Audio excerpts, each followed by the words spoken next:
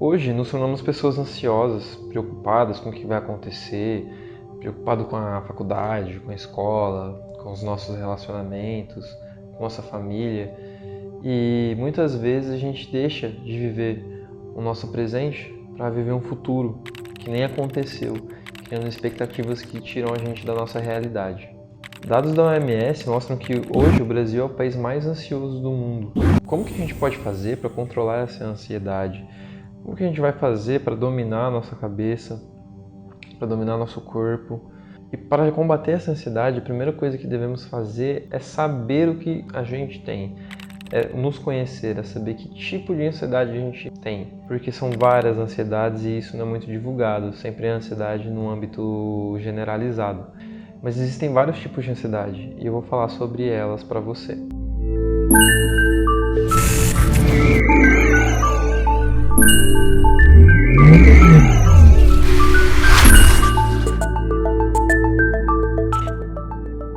A primeira delas é a síndrome do pânico.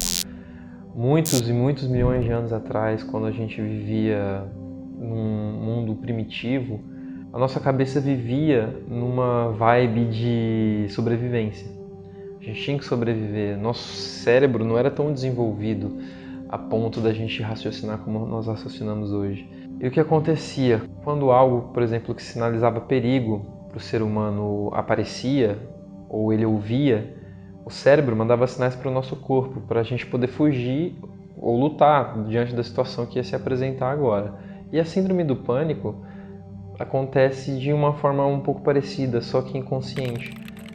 A pessoa ela tem flashbacks, algumas imagens que são mal interpretadas pelo cérebro de alguma coisa que aconteceu, de alguma coisa que ela vivenciou.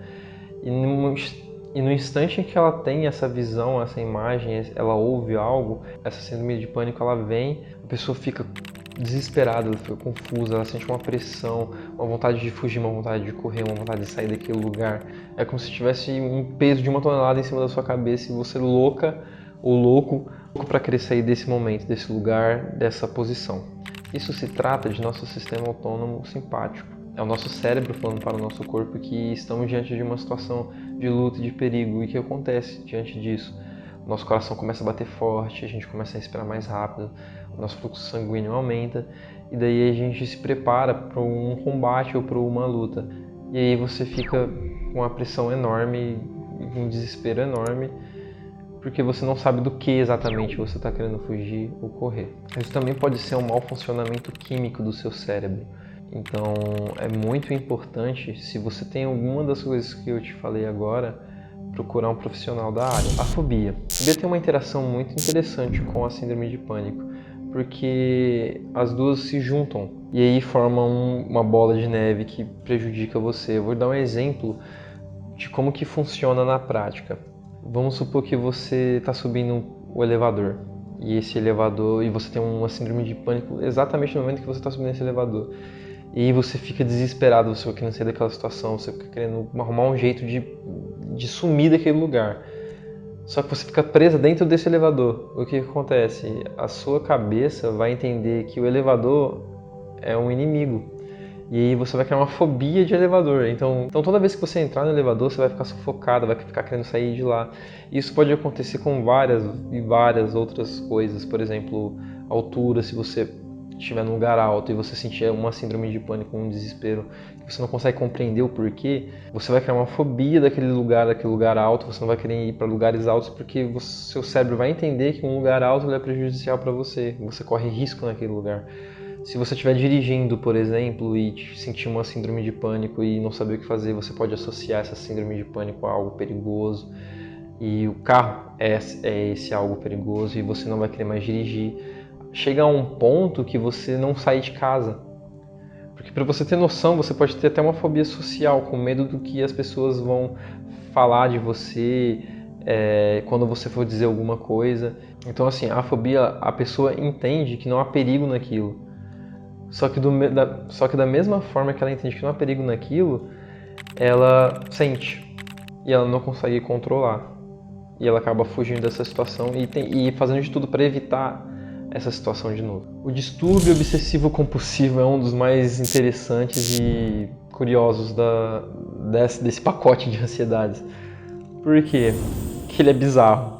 Por exemplo, pessoas que têm síndrome obsessiva compulsiva, elas são obcecadas por alguns pensamentos, por algumas atividades, por algumas ações. E o que acontece? Vamos lá para os exemplos para você entender. Uma pessoa que ela tem medo de germes ou nojo de germes, ela não vai, em hipótese alguma, usar um banheiro da qual outras pessoas vão usar. Ela não vai aceitar, em hipótese alguma, comer no prato que uma outra pessoa comeu. Um outro exemplo para vocês entenderem. Uma pessoa que ela não gosta de sujeira. Qualquer poeirinha que ela vê, enquanto ela não limpar aquilo, ela fica desesperada. Um outro exemplo, uma pessoa que é extremamente rigorosa com a mala quando vai viajar. Ele vai, organiza a mala, mas fica ansioso e vai, abre a mala de novo, tira as coisas, organiza de novo a mala, mas fica extremamente ansioso e vai e fica nesse processo, Então a pessoa ela é completamente obcecada, ela não consegue viver enquanto ela não resolver aquele problema que nunca é resolvido, porque ela fica num ciclo, ela não consegue sair desse ciclo de ficar arrumando, ela vai achar que está desarrumada e vai querer arrumar de novo. Enfim, é um ciclo repetitivo que sufoca. O outro é o estresse pós-traumático. Ele foi bastante debatido depois que os soldados dos Estados Unidos voltaram do Vietnã apresentando alguns distúrbios cerebrais, sentindo desespero, ansiedade, alguns até matando outras pessoas, virando serial killers, e se concluiu e se deu o nome de estresse pós-traumático. O que seria esse estresse pós-traumático? É uma pessoa que vivenciou algo passado, e ela não consegue se desvincular daquele trauma. Por exemplo, um cara que foi pro exército e lá ele viu muita gente morrer, barulho de tiro, barulho de helicóptero, viu muitas cenas chocantes, aquilo fica guardado na memória dele. Por exemplo, se ele está andando na rua e ouve o barulho de um helicóptero, esse barulho vai lembrar ele de quando ele estava na guerra, e isso pode desencadear um desespero, uma palpitação, o coração, o músculo contraindo, ele fica completamente louco para lutar ou fugir da situação. O sistema autônomo simpático dele entende que ele tem que se preparar para alguma coisa, para algum evento. E na verdade não está acontecendo nada, é só um helicóptero passando. Isso também pode acontecer se a pessoa, por exemplo, foi estrupada quando era mais nova e que tem trauma de homem, por exemplo, não quer contato porque faz lembrar do que ela passou e ela, sem querer, ressignifica o que os homens são baseados no trauma que ela passou. Pode também acontecer no trânsito, uma batida de um carro pode te trazer um trauma tão forte que você não sente mais vontade de dirigir. Enfim, são várias e várias coisas. Mas basicamente é você pensando no seu passado, são flashbacks do passado que vão se correlacionar com o seu presente e vai te deixar em um momento de euforia. Você vai ficar apavorado. Por último, distúrbio de ansiedade generalizado. O que é isso? É uma pessoa extremamente ansiosa. Se você conhece uma pessoa ansiosa que se preocupa, por exemplo, eu comprei uma coisa e fica ansioso querendo que essa coisa chegue logo. Isso é uma pessoa ansiosa, legal. Uma pessoa com distúrbio de ansiedade generalizado, ela é preocupada a um nível extremo. Eu vou te dar um exemplo. Por exemplo, a pessoa fica preocupada com dinheiro, sendo que ela tem uma vida financeira estável. Ela leva o filho dela para o colégio, mas ela fica preocupada com a segurança da criança.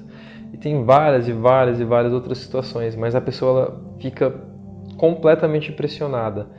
Ela não consegue fazer nada, não consegue desenvolver porque ela fica constantemente preocupada. E eu vou falar para vocês alguns sintomas agora que, se você observou em alguém, você pode ajudá-los a procurar um profissional. E se você apresentar algum desses sintomas, também é aconselhado você ir procurar um profissional. As pessoas que sentem esse tipo de ansiedade, elas ficam trêmulas, se sentem no limite sempre, muitas vezes com depressão, sentem calafrios, dores musculares, sempre inquietos, cansados, sem fôlego, com insônia, suor, tontura e uma dificuldade de concentração bastante evidente. Lógico que tem vários outros sintomas associados, mas se você perceber que um desses sintomas está bastante evidente, procure ajuda, ou para você ou para a pessoa que está passando por isso. Então é isso, gente. Se você se encaixa em algum desses quadros, eu aconselharia você a procurar um psicólogo cognitivo ou comportamental. Esses psicólogos são especialistas nesse tipo de sintoma, eles vão saber te orientar da melhor forma para você se curar disso, para você controlar, para você se conhecer e para você não precisar passar por tudo isso que você está passando, ou que seu amigo ou que sua família está passando.